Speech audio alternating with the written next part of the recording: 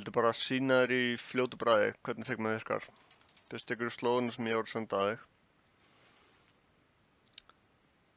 Þegar þú ert komin hingað inn, þá er ég hérna 4 síður frekar svona sér. Það eru aðalsíðurnar sem að þú þarft í rauninu bara að pæli.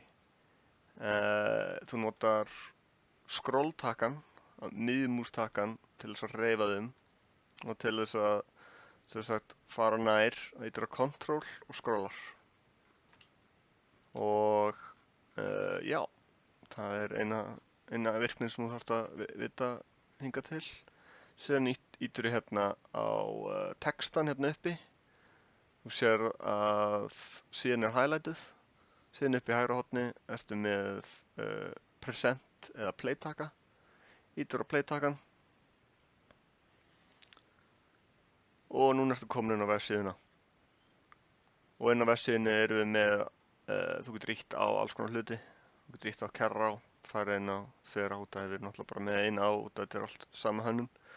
Síðan getur við farið hérna á About og þú getur farið á millisíðuna.